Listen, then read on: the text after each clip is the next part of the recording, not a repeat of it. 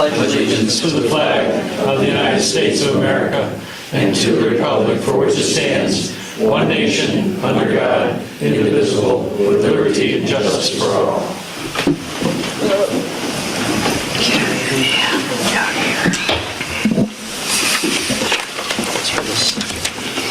Okay. I'm going to officially call this meeting to order and welcome you all here this evening.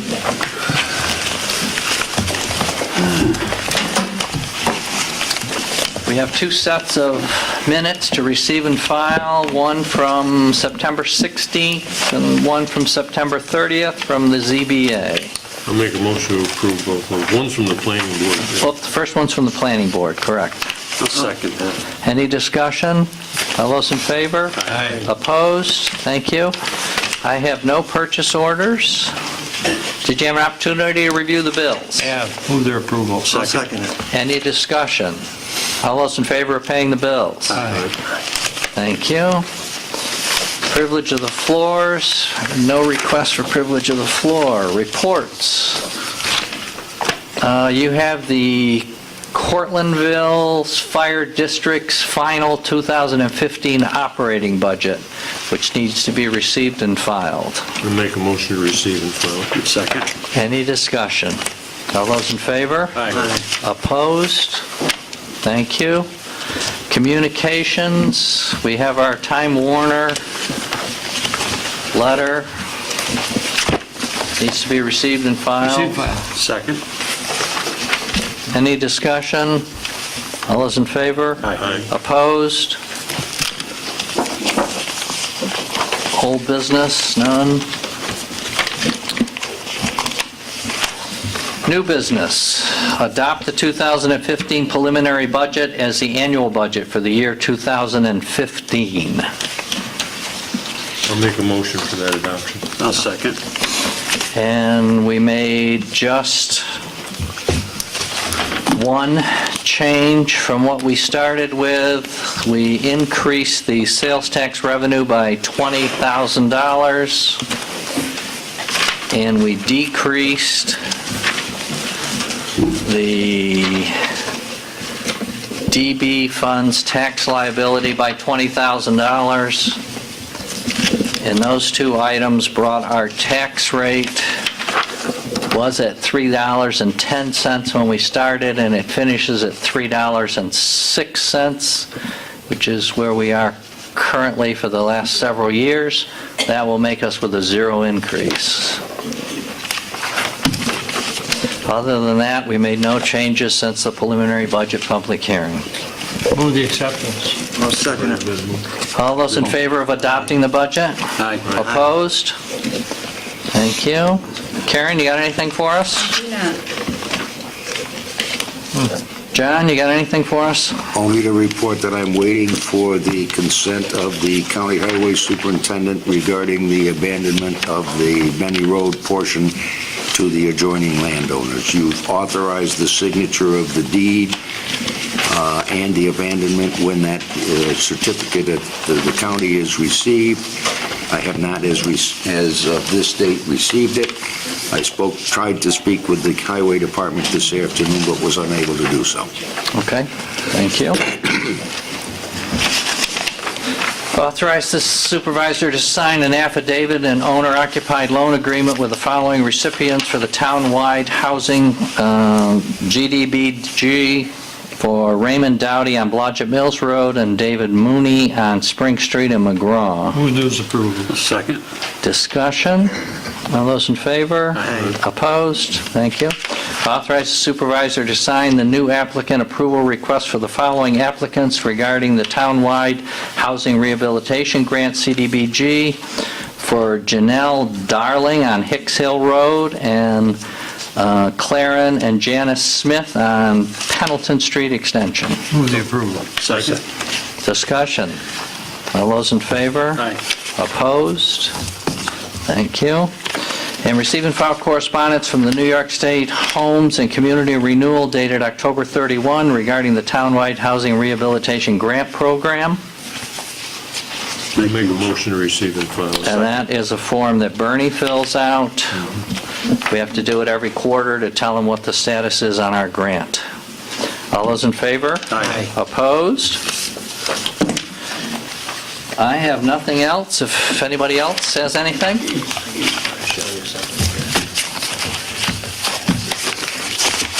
Okay.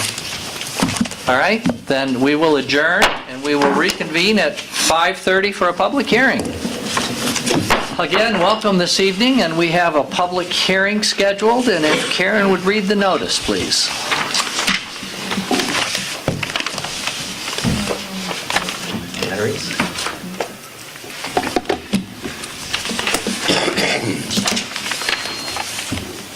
Please take notice that pursuant to town law, a public hearing will be held by the town board on November 19th at 5:30 p.m. or as soon thereafter as the parties may be heard at the Raymond G. Thorpe Municipal Building. The public hearing is in regards to the adoption of a local law for the year 2014, which would amend the zoning law and map of the town of Cortlandville. The application is by Gutchess Lumber Company, Inc., to rezone 12 properties and is the owner of 8 of those properties, which are in the vicinity of Gutchess Lumber's existing operation to I-2 General Industrial. The properties are located on the west side of New York State Route 281, south of McLean Road on the north side of Stuckey Road, from their present zoning R1 residential, B3 planned commercial business, and I2 general industrial. The application includes 12 tax map numbers, and at the time and place of said hearing, all parties in interest and citizens shall have an opportunity to be heard. The town board will examine the environmental impact of the application at the time of the hearing. This is by order of the town board of the town of Cortlandville. Thank you, Karen. Everybody reaches.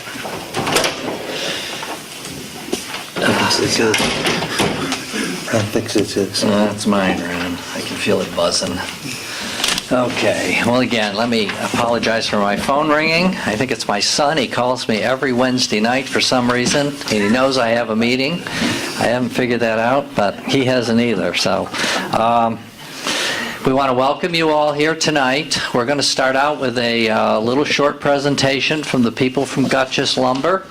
And at that point, we have a list of people that have asked to speak. If you have written comments, we would ask for you to please give us a copy of those comments. If you can give those to Karen, and then we'll have those for the record. And before you begin, I just think the record should indicate that on September 17, you did by resolution adopt yourselves or name yourselves as lead agency for the seeker review with regard to this amendment. The notices to the involved agencies went out, the first batch on September 26, and the last one a few days thereafter.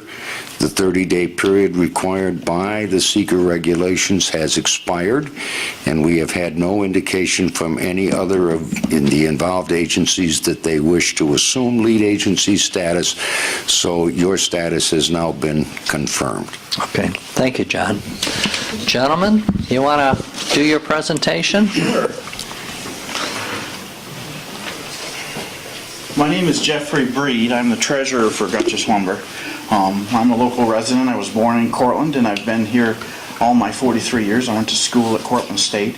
So I just want to start off by saying I'm a local resident. I've lived here in the community all my life, and I really am proud to say I work at Gutchess. I think that's important because I think as we look at Gutchess as a company, 201, I think if you were to look at the 250 plus people we employ in Cortland, that you would find all of us to say the same thing. And I think that's really important because I know there's lots of companies in town that don't have that capability and their employees don't feel that way. So I think that's important to say right at the get-go that Gutchess is a big family. And I want to say I'm a little disheartened by the fact that a lot of the media has taken this issue and really made it seem like Gutchess is trying to do something to the community.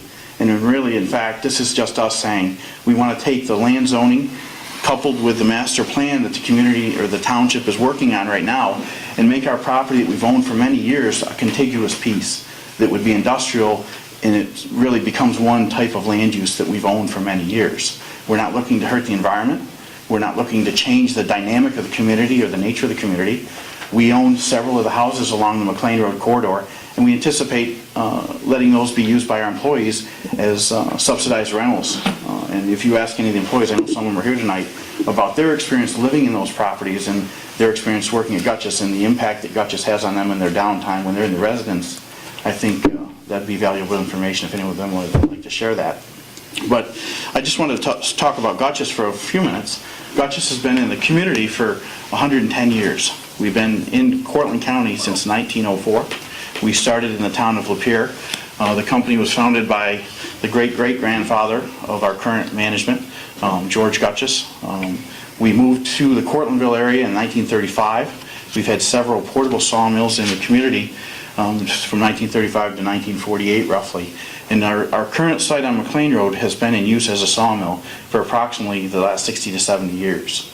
So it's not a new land use as far as the current use we're having there on that site. Gutchess as a company really prides itself, as I said, as being a good citizen in the community. Our employees, our company is now, as of about 10 years ago, Mr. Homer Gutchess, who's no longer with us, in his benevolence, converted the company to an employee-owned stock company.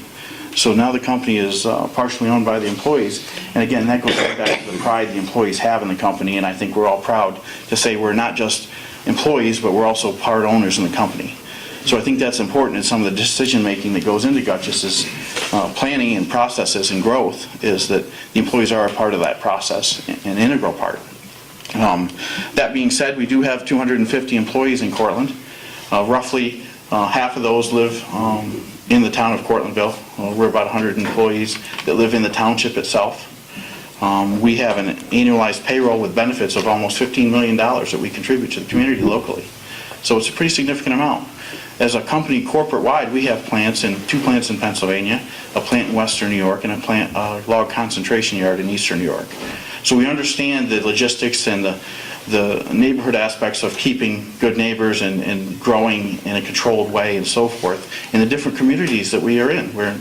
We are in 2 states, but this is our home base. We view Cortland and Cortlandville as the home to our company, and our roots are here. We do have a big economic impact in the community. You know, we contribute almost $750,000 a year in taxes to the local community, school, county, sales and use, and then sewer and water fees. So that's a pretty big impact. Our future growth is predicated upon our ability to use our facility in a manner that allows us to grow in a controlled way. We have no definite plans right now from this land use rezoning. I want to point that out clearly. We don't have any definite plans. We have some conceptual ideas about what our growth pattern might be in the next few years, but we don't have any definitive ideas about how we're going to change or alter. I know that can be a little scary for some people because that leaves a question mark. Well, what does that really mean? So I think, our goal here is to provide information about what we may want to do and how we may grow, so that we can, dispel any of the misinformation and the fears and the rumors that have been going around the community. Because we've heard every manner of thing that you can think of as far as what we're going to do to the community and how this is going to change if the zoning changes. The truth is, our plant we don't have any major changes in the works. It would take us many months, as the board can attest to. Any changes we would make in uses for the individual areas would still have to go before the planning board or the town board for zoning or for land use planning. So any of that would have to go through a full vetting process. So again, I think there's a lot of misinformation that's been spread about, this is going to change this or this is going to change that, and really there's no concept of that at this point. That being said, I did want to introduce our plant engineer, who does have some conceptual drawings. He is really more up on the technical aspects of the company's potential future growth. Again, we have no definite plans. We would like to continue to grow in Cortland. As I did say, we do have other options at this point, which we certainly don't want to exercise, but by the very fact that, the harder it gets to do business in New York, I know many of the people on the board here are either independent business owners or had to deal with New York State issues over the years in business. And our goal is to stay in this community, to grow with this community. And I think as a case in point, and with respect to the family and the company over the years, we've been a real good corporate citizen. The family has given hundreds of thousands of dollars to the community in charitable giving, usually on an anonymous basis. The local hospital, if you go to any of the public places, the parks, the hospital, the town, the fountain in the center of town, the Gutchess family has really been a benefactor for this community. And I think that's really important to know, because that benefactor status and the financial resources that have made that possible to support this community over the years has been a result of the company's success in this community. And we're not looking to change that at all. I think as the last comment I would have is, if anyone wants to look to the way we do business and the way we look at things in the community and the respect we have for this community, if anyone would like to see or go view the former Friendly's building on Route 281, that really speaks to the fact that we renovated that recently and made that our sales office. And I think if anybody were to look at that as what it was to what it is now, there's a world of difference there. We're not looking to impact the community in a negative way. We're looking to grow in a controlled manner, and in a manner that would mitigate any impact on the neighborhood. Certainly, we don't want to burden anybody in the neighborhood. We don't want to cause any hardships by doing anything that would negatively impact the neighborhood as well. So we're very conscious of that, and we really pride ourselves on being good corporate citizens for the community. With that, I will turn it over to Ben Stewart. He is our plant engineer, and he can describe more fully about possible concepts. I'm just so thankful there's so many people here tonight. It really shows a true sign of a good community. Could you pull the speaker out of the way there, push it over. So you can move your pictures back to the middle? Yeah, I want people to be able to see what they can see. Okay. I'm not from this community. I'm from a small town in Pennsylvania, and I've worked all over this country in sawmills, and I'll tell you what, this community has the best and hardest working people I've ever worked with anywhere in the country. So when we talk about growth, I brought a picture. Excuse me, people can't hear over here. This is our sawmill in 1970. Very, very small, very basic sawmill, and you see this a lot throughout the country. I brought this picture, Andy Milton and I dug this out one day, and we couldn't believe how much it's changed from 1970 to today. This is our plant today. If you go to Google Earth or anything like that, you'll see how much the plant has grown. Could you reference like a road so we can see Absolutely. what we're looking at and where it is? This is McLean Road. Okay. Right here is McLean Road. And it's an amazing structure. And a lot of times, being not from the community, a lot of times I bring people to our site to do a little tour. And people are blown away by how big it is behind the fence. And I'm amazed at people's comment, boy, we didn't know this was here. We didn't know what we were doing. We didn't know you guys did this much. And one of the things Jeff alluded to was our growth. In 1993, I believe, we built a plant in Latrobe, Pennsylvania. In 2006, we bought a plant in Freedom, New York. And we started growing. And why did that happen? Well, economies are changing, and the secret today for business, for our business, is volume. You got to get a lot of product out. So we started buying some sawmills and some distribution yards, and we bring a lot of material in. Well, Portland's facility processes almost more material in one plant than any other hardwood company in the country. There's two of the largest hardwood companies in this country are in New York State. So for us, we're sort of limited by our infrastructure. And a few years ago, I was walking through the log yard, and I noticed them instead of putting logs in the log yard, they were putting lumber in the log yard because they didn't have a place to put it. The sawmill became so efficient that they were able to produce so much product that we couldn't dry it quick enough. We couldn't sell it quick enough, and we didn't know where to put it. And I said to myself, man, what are we going to do here? And at that time, I started looking at this map. I have this in AutoCAD on my wall, a big drawing of this, and I looked at it and I said, hey, what about the field out front? What about the field over by Skokie between McLean Road? You know, is there anything we can do there to help offset some of this storage burden that we're running into all the time? And that started building some concepts, and we started looking into the lot up on Skokie, between Skokie Road and McLean Road. And this is, I think this is the field that, there's several homes that border this field. And I was looking at, you know, it's a little bit far away from our sawmill. It's actually a little far away from our mill, and almost too far to really do much for us. But the more I looked at it, I was like, you know, we could technically unload some trucks over in that area, and in the wintertime, take some logs up in there. Because in the winter is when we really need to get logs in. Because the weather's good for hauling logs. You don't have a lot of rain issues, water issues, stormwater runoff issues. So we looked at that. We said, hey, can we really hit the woods hard in the winter and get as much product in here? Because that's the best time for us to saw. And we can run good, and we can really get a lot of product out. And in the summertime, it doesn't work quite that way. Because in the summer, you get a lot of rain. And in the spring, you get a lot of rain, and we're trying to balance that. And you can't get into the woods, and we can't procure timber to make lumber. So our inventories tend to drop a little bit. At the same time, we don't want to carry too much inventory in the summertime because it will start to spoil. It will start to get staining and stuff like that. So in the summer months, the property, the amount of area we have for log storage in the summer months is usually actually pretty decent. We usually don't run into too much issues. But in the winter months, this time of year, right now, this is perfect time of year. I mean, it was 11 degrees this morning when I left my house.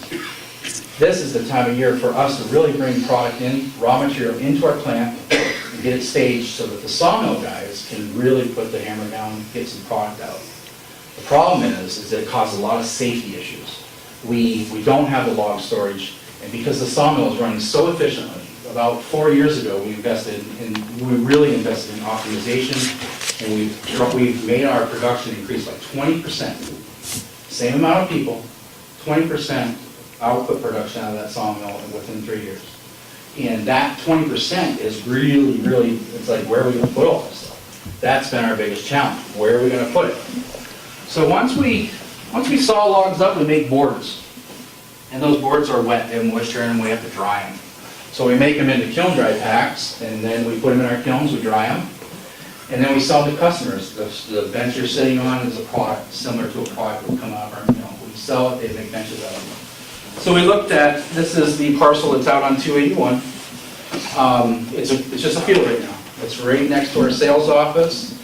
And I looked at this piece, and our kiln operator came to me one day and he said, hey, there's about 400 feet of airflow across there. Can we start putting lumber out there? I was like, I don't think you can put lumber out there, but we can start looking at that concept. So that made me dig a little deeper. We do something out there. There's some technology out there that I call fan shed technology, and what it is it's a controlled air drying. So I said we should look at doing T-sheds out there. We should look at putting a nice building out there. We'll do real nice landscaping around the front, create some nice curb appeal. I wanted to put our Gutch's Lumber sign, really showcase our company. So that as people came down through, they seen Gutch's Lumber Company, they seen the very nice, nice facade along the roadway, turn the corner, oh, there's Gutch's Lumber Company. And that theme continued. Because we're trying to represent our product. We put our sales office there, and it's really trying to showcase our product. When you go into our sales office, you walk in, and the first thing you see is the most beautiful oak floor with all kinds of different species, and our Gutch's logo right in the middle of the floor. And you see beautiful, furniture made out of lumber that we actually produce in our plant. And you go down through, and the doors are made out of cherry, and the trim is, everything's showcasing our product. And that's what we want. When we look at these things, I build in some fencing. And this is what I was looking at is I don't want to have a chain link fence along 281. And I don't want to have a privacy screen or a fence along this property that's not aesthetically pleasing to the landowners. Because the first thing I did when I looked at this piece was I walked McLean Road. And I looked at your view. What are you seeing out there? There's a cornfield out there at that time. And I was like, all right, you know. And then I took some pictures. And then I said, boy, you know, it's actually a nice view. If you take the cornfield out, you have a nice view of the horizon, you can see the mountains and this and that. And I was like, you know, for all intents and purposes, we should put a very nice fencing, a very nice privacy screen along there that would be aesthetically pleasing, I believe, or maybe not, to the landowners, but at the same time would also showcase Dutchess lumber company. And some of the products I looked at was like the stone fencing, like down at Walmart along the backside. It's a real nice brick fence or stone fence. Simtech products, something that's not just a just a chain link fence. And then I took a look at that property and I said, well, we can do something nice there. And I stepped back and I tried to transpose that border, that perimeter, that privacy screen, and then looked at it and I was like, that's not too bad. Now I see the tops of the mountains and a fairly decent picture, opposed to a cornfield or an empty woodlot or an empty lot. If we were going to do anything up in there, if we were going to do some log storage up in there, logistically, it's very challenging for us to do much up there any time of year other than the wintertime. Not saying that we wouldn't do something up there sometime here and there in the summer, we'd be bringing product out of there, but logistically, it's a really good point for us to store that additional logs that we need for the winter runs. And when we run in the winter, we run 20 hours a day, nonstop, sometimes 6 days a week, because we saw a lot of maple. And maple is the most beautiful in the wintertime. It's very white. The sap makes it very, very white. So the maples in the winter, we bring a lot into our mill. We saw a lot. We produce a lot. We dry a lot. We ship a lot. We sell a lot. That's the secret. For us, growth is a real big key here. We're trying to diversify our product blend and grow our company. Why do we want to keep growing so much? In 2007, 2008, I really went to the owners and I was like, maybe we shouldn't. Maybe we shouldn't grow this company anymore. This is a big company. Maybe these downturns in the housing market are a little bit too challenging to get by. But they said, you know, no, that's not right. We need to grow this company. So they went out and they bought another plant in Pennsylvania. They have a sawmill down there. This year we bought another plant up in Cortlandville, New York. Now we can make pallets. So we're diversifying the products that we're making. The challenge for Cortland, for this plant, is that we're out of space. We just don't have much room left over here to expand and to grow. Bottom line, we just can't do it anymore. And I believe we've reached almost our limit to grow. So, with that said, for me, it was very challenging, because for me, I took a look at the upper lot. I took a look at this lot out on 281. And I tried to figure out something that would add value to our business. And something that's really costing us a lot of money is moving product. We're making product, putting it here, oh, we're out of room, put it over here, move it over here, move it over here. We're doing that all the time. It's costing us thousands and thousands of dollars a year just to transport product. By doing these two concepts would really help us spread out a little bit and make a lot safer environment for us. Another big part of us staying, doing this in Cortland, because a lot of people are like, well, we have all these other plants. What are we going to do there? What are we going to do in Brookville? What are we going to do in Freedom? We're going to grow those companies too. One of the really key things about Cortland County is you guys have I'm serious, you have the best workforce that I've ever worked with anywhere in the country. And I'm not just saying that. I've worked all over the country, from Washington all the way through. And this workforce here is the best group of people. They're dedicated, hard workers, and we want to keep those people. And we want to keep growing this company so that we can stay in this community. Beyond that, that's about it. Good. Thank you. Thank you. Thank you. Thank you, Jeffrey. Thank you, Ben. We have a list. Mr. Fulmer will start reading the people that have signed in to speak. And again, let me keep your comments, if you can, as brief as possible. And if you have written comments, please make sure that Karen gets a copy of them. First on my list is Kay Breed. John, you might want to push that Oh, we back, gotta John. push it back? Yeah.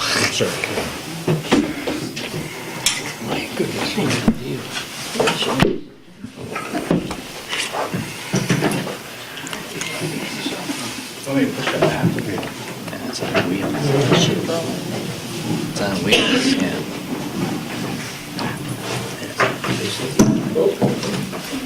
Gotta make sure that she can see it over. Test. My name is Kay Breed. I've lived in Cortlandville for over 40 years. Some of you may remember me as a Cortland County legislator.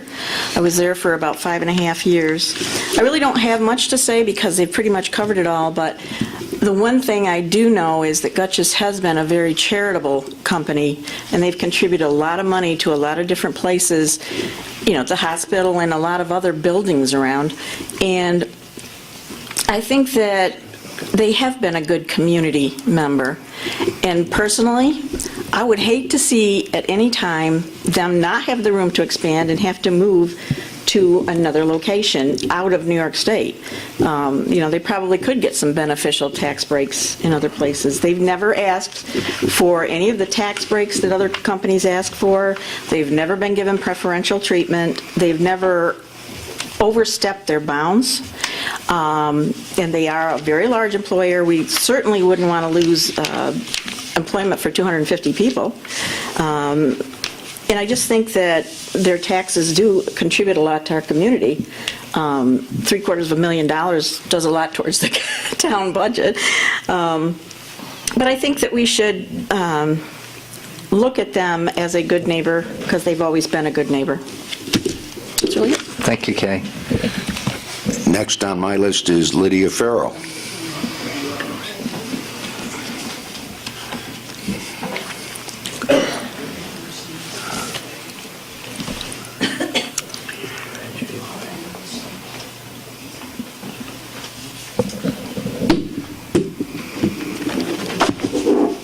I am here to represent the neighborhood, the hundreds of houses, the hundreds of families that have lived in the area for years.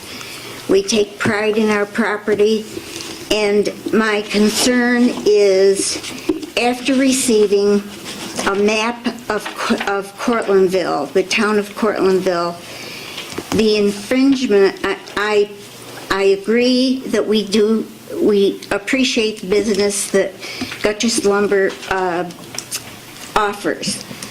My house is on the McLean Road, and if you intend to dry the lumber behind our houses, it will be so invasive to our lifestyle, because the noise, and like you were saying, you're going to do it 20 hours a day. That means 20 hours of this beep, beep, beep noise and banging of logs all day and all night. Now, the town board has lacked in enforcing a land plan since the 1970s. I have a copy. I'm not as fancy about making props for showing everybody, but this map shows that you have lacked planning since the 1970s. Now that you're between a rock and a hard place, now you're blaming it on one thing or another or whatever. Well, this is the map that is enforced now. I understand that you're in the process of making another one. Well, you've got to take into consideration that there are hundreds of houses in the area. This is a housing development. It's a community. We have 3 churches in the area. We have people that are ill. We have elderly people living in the area, and it seems like everybody just thinks Gutchess is great. They are great, but you lacked planning. And it's up to you to decide what you're going to do. The next thing I want you to see is I have this beautiful picture. Here again, I'm not a photographer. A beautiful picture of wood drying. This is what will be behind our houses. Wood drying. And the runoff, I understand you put the Dutchess lumber is watering logs. The water is going into the pond and into the ground. What's going to happen to our aquifer? Did you ever think of that? I have a letter that I wrote, and I want to read it. Hundreds of residences surround the Dutchess Lumber Company property. Many homes are over 20 years old. Dutchess first purchased adjacent homes to minimize the direct operational impacts. There were willing sellers who had seen diminishing home values. Now Dutchess wants to rezone our long-standing residential neighborhood and a fair amount of prime farm land for its convenience, calling it economic development. Shame on the town board to even entertain this idea. Land use professionals call this spot zoning. We call it poor planning. In speaking to many of my neighbors, everyone is deeply disturbed by the complete lack of sound judgment and objective evaluation from the town board. Many homeowners will be economically impacted by the proposed zone change, as property values will further decrease. Of course, this may be by design, as many will be forced to sell to Dutchess Lumber Company, and no one that values quality of life would be interested in buying our homes. We need progressive thinkers and leadership, not stagnant politicians. An easy first step would be to deny the zone change and encourage Dutchess Lumber to use the land along Luca Road that is already appropriately zoned. You must deny this zone change and then do what you were elected to do. Start thinking of the future of this town and what it can offer. Protect its citizens and precious natural resources and drinking water, and do not cave in to single-minded and short-sighted ideas. Thank you. Thanks, Lydia. The next on my list, and I hope I'm reading this correctly, is Ann MacArthur. Did I? No, my name is Anna Mae Artin. Then I'm sorry for, your handwriting is better than mine, but I didn't read it correctly. Okay. Archer. Yes, my name is Anna Mae Artin, and I live at 714 McLean Road in Cortlandville. I am opposed to the proposed zone change from residential to industrial. There is not a well-thought-out plan, it seems to me, and it seems as though the board is being cast as Dutchess' puppet. There will be impacts to our home values and quality of life that you have not discussed. Please exercise good judgment and reject this zone change. Thank you. Thank you, Ms. Archer. Doug Hatch.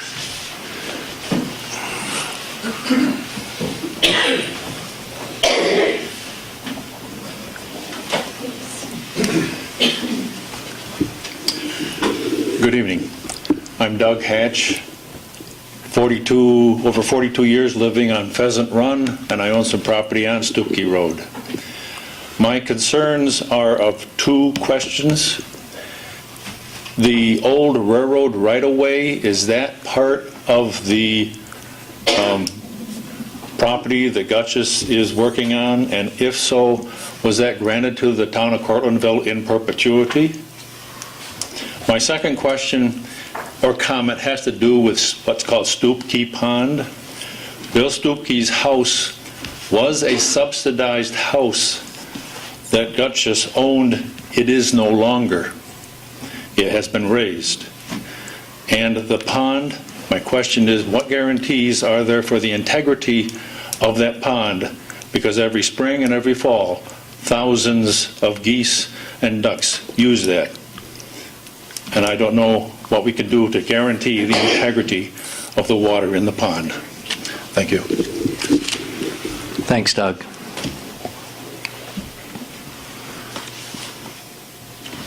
Paul Jabbett.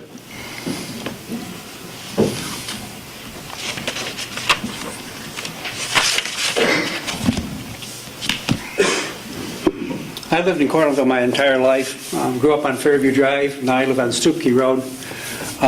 We're very concerned about the expansion into the space field off Stupke Road because all our property values are going to be deteriorated because of who wants to buy, whether it's logs, whether it's dry lumber. I've seen Gutchess's operation over the years, and it's a very nice operation. You know, it's a very nice operation. But we're really concerned about, you know, what the property values are going to be like, what the environment's going to be like, our aquifer. And I think the town board really needs to take a real hard look at this. And I don't want to see Gutchess move. Unfortunately, they should have looked at the Luca Road property, Dick Harris's old farm, that my dad ran that farm, because that was a perfect location. They could have gone right down on Luca Road. There was only 3 or 4 houses there that wouldn't have been really affected. So, unfortunately, now another business has moved in there. So, but you know, we are quite concerned over this expansion.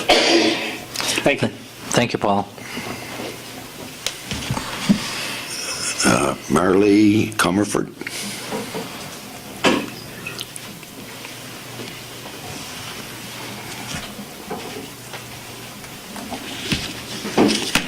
Well, I also live on McLean Road. In fact, we're all neighbors. You could probably figure that out from where we're sitting. We do appreciate Gutchess and what Gutchess does for it. We're not anti-Gutchess people, but at the same time, when you have a personal interest in something, it's right here at your heart. So we just have some concerns, and for you lumbermen over there, I know it's your job, so you're concerned. You know, it's good that we're all here in good discussion. But some of our issues from the McLean Road Coalition, it appears that the town of Cortlandville has not had a comprehensive land plan since the 1960s.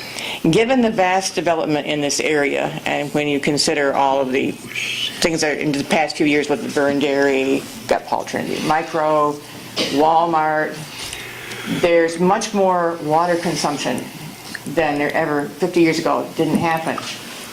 What is the capacity of our aquifer for all this water consumption?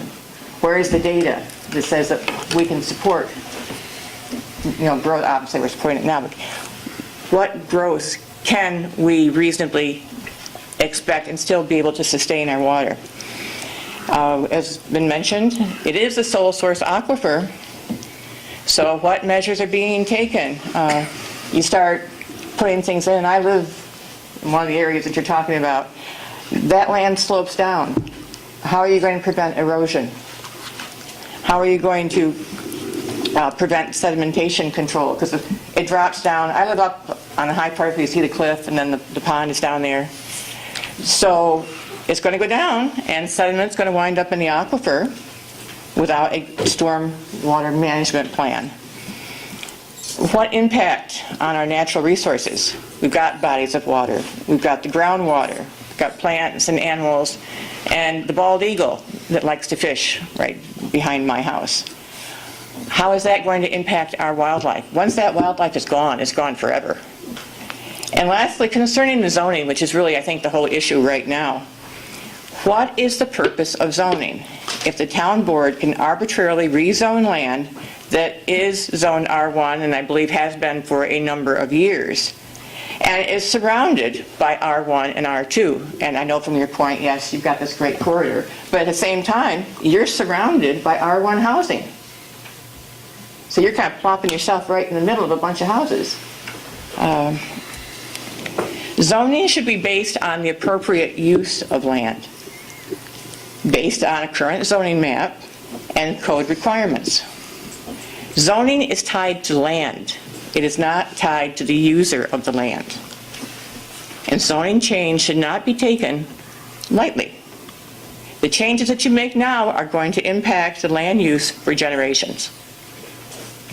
What protection does zoning have for our homeowners?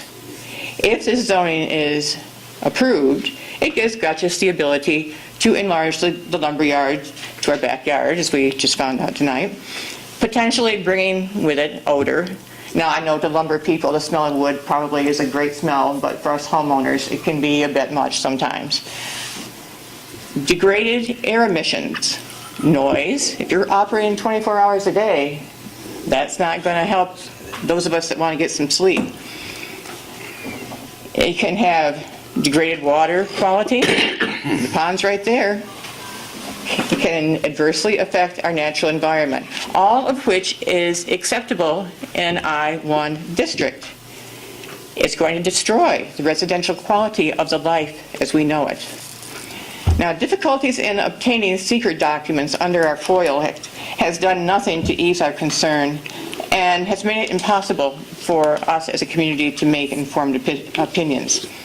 So we request that any voting be withheld today because we have not been able to receive information through FOIL to seek counsel in a timely manner. And then I have two questions from the McLean Road Coalition that at some point we'd like to address. And one is, would you please clarify the relation of the June 4th, 2014 public hearing that was tabled due to lack of seeker compliance with this hearing tonight? And the second thing we would like to know is, would you please inform us where the seeker form was filed and made available prior to the hearing?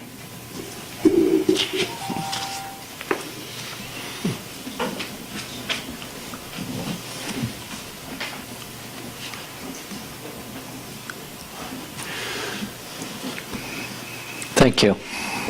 I am really unable to read the next name. Yes, I'm sure that's it, and I apologize. Yeah, my name is T.J. Huang. Yeah. First of all, thank you everybody coming in. Right. Okay. Now, tonight, right? We are not against, right? You know, the lumber company. Actually, we admire you. Okay, and hope that you can make progress to hit to Fortune 500. All right, and then put Cortland right on the map. Okay, yeah, right. Now, today, right, we are talking about the zoning we change, right? That have very good impact, right, to the environment. Now, Mr. Bree, right, actually was a friend, right, long time. Actually, his son, right, actually went to school with my son. Yes, 40-some years. Right, okay. Now, however, tonight, right, I say you are wrong. Okay, in terms of environmental impact, okay, of the project.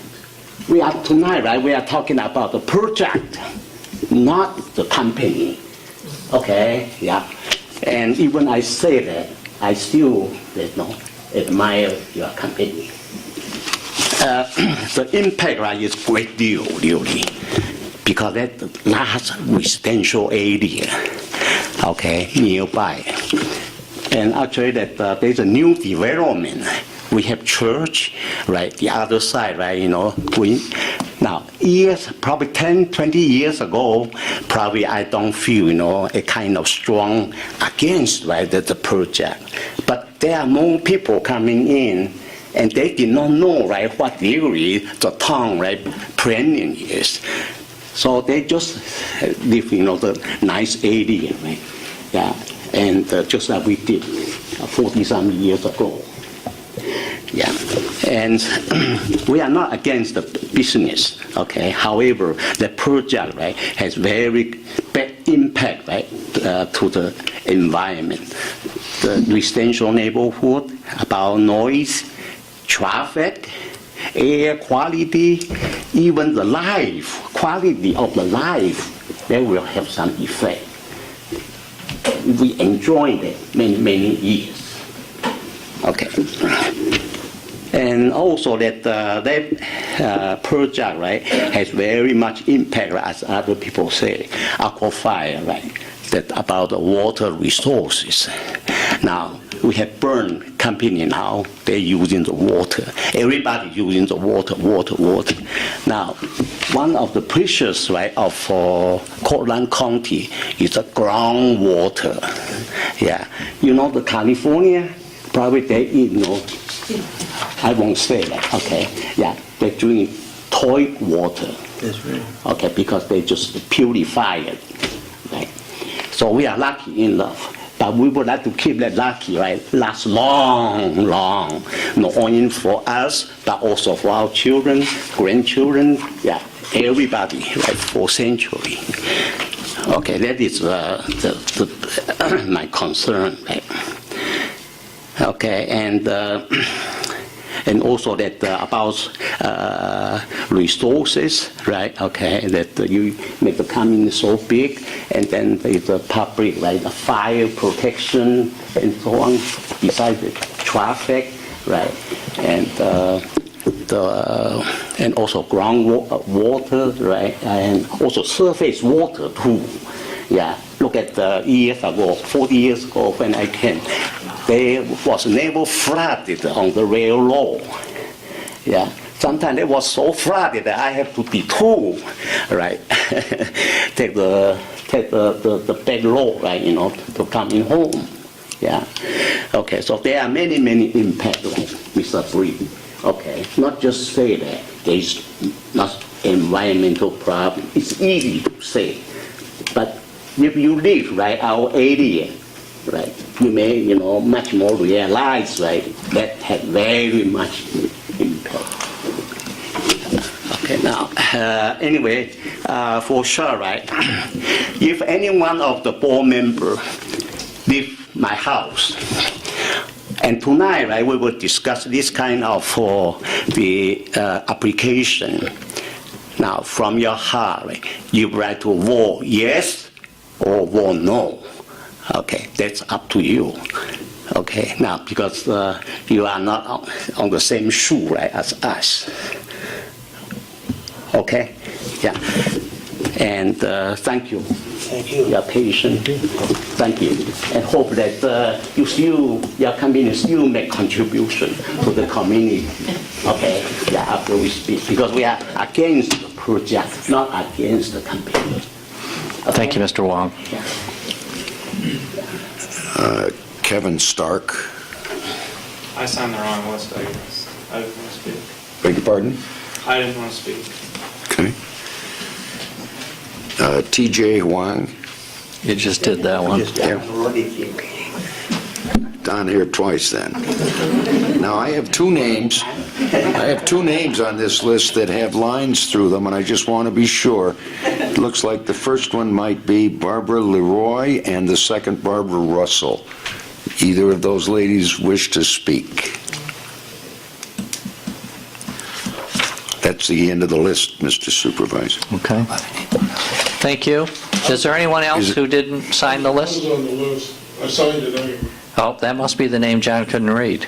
That could be. It's right there. Go ahead. Your handwriting is worse than mine, and mine is awful. That's from filling out mortgage applications. Hi, I'm Russ Geis. I live on McLean Road, 687.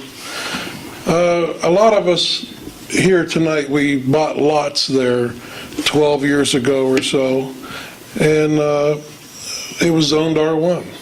We didn't expect anything like this. We built homes anticipating that our value would go up and not down.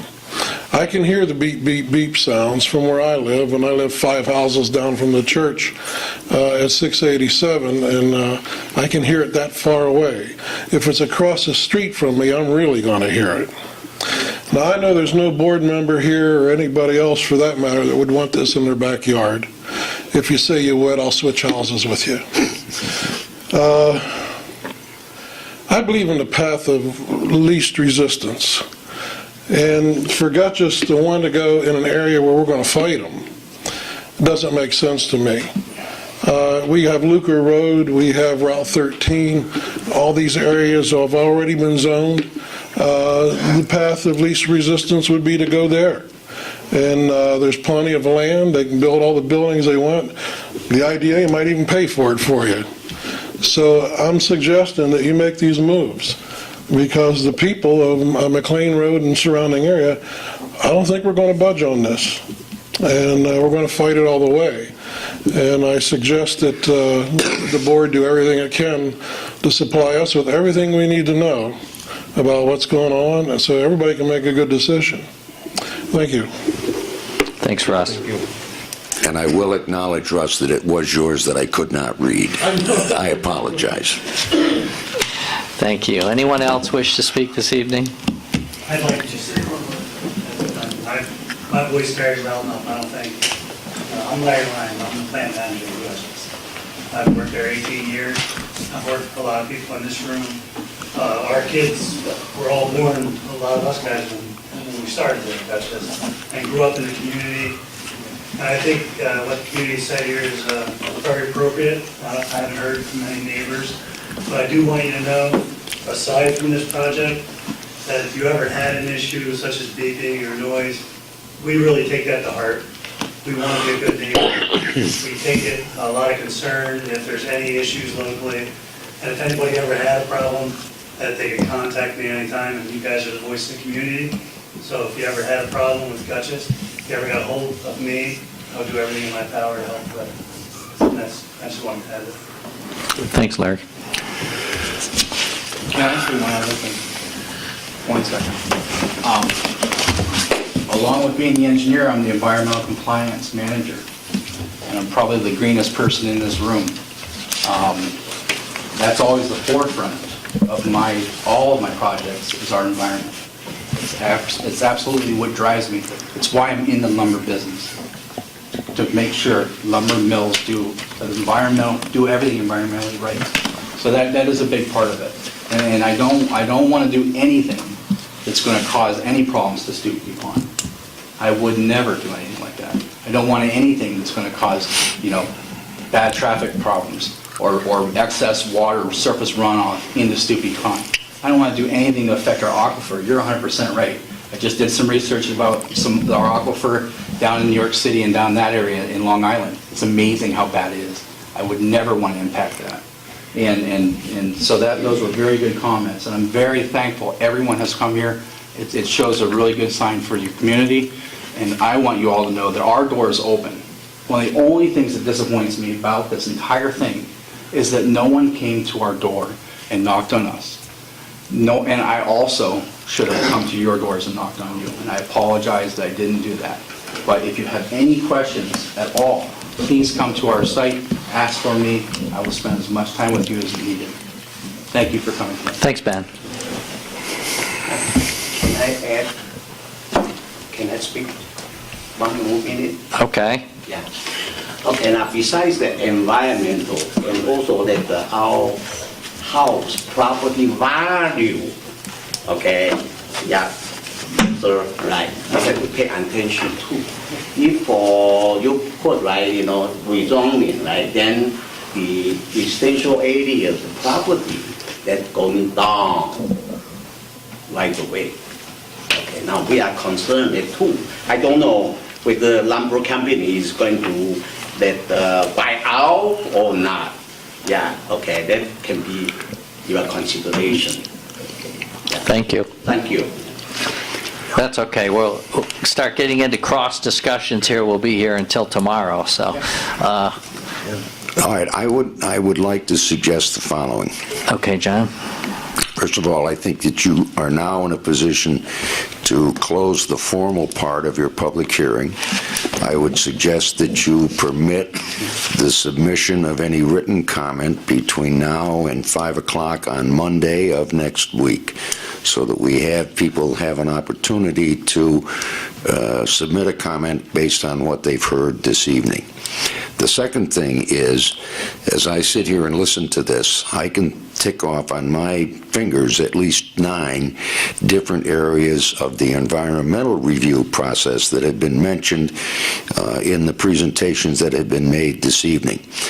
As you are aware, we have asked our consultants, Clough Harbor and Associates, who have a contract with us for engineering services, to serve as our consultant for the review of the seeker process as it relates to the rezone. And so I would suggest that we give the consultant an opportunity to review the transcript of, or not the transcript, but the comments that have been made here this evening, ask for any additional information that he feels is necessary for you to complete your review under seeker to determine significance, and that you give Gutchess an opportunity to provide whatever information is requested by our consultants, and that you take no other action this evening except to let us correlate the comments and submit them to the consultants for their review and their advice to us at a future meeting. And I know that everybody is excuse me, I know that everybody is looking for a time limit here. When are you going to do? What are you going to do? I think the answer to that question, as best I can give it this evening, is once we've received the communication from our consultants, we'll then transfer that information to the Gutchess Lumber Company, and what we do next will depend on the length of time that it takes Gutchess Lumber to get back the information that our consultant has requested that we give. And I can also assure you that when the consultants have submitted that letter of request, we will file it with the town clerk's office, and it will be available for public inspection, and we will see to it that it is acknowledged in a way that people know that it's there, so they can come and look at it. Okay. Thank you, John. Then we will adjourn and close the public hearing. Thank you for coming.